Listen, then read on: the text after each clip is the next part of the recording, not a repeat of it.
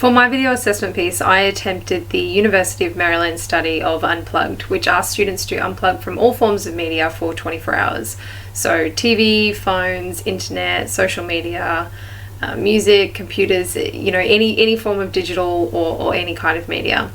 I attempted that earlier this week, and I'm kind of ashamed to say that I really struggled.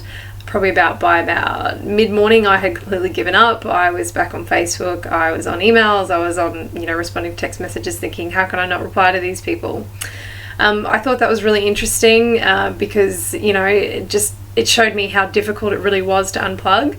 So I tried it again the next day, and it was a little easier. I, sort of didn't respond to messages, I stayed offline, I wasn't on any kind of social media.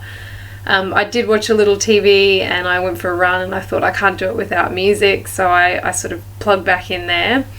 What I thought was really interesting from doing this little experiment was reading the other students' responses and how they sort of likened their phone to almost an extension of themselves. I don't think it was necessarily that bad, but I did find it really, really hard to unplug. And it just showed me how much we do rely on media these days and and in our lives.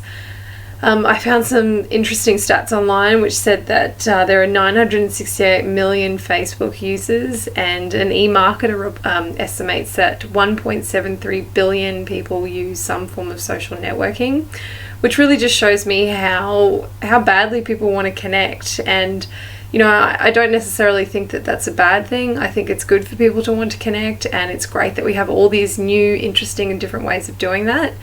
What I think is important though is that people don't lose sight of actually how to truly connect one-on-one and face-to-face, and don't let those digital and online and cyberspace connections become their life.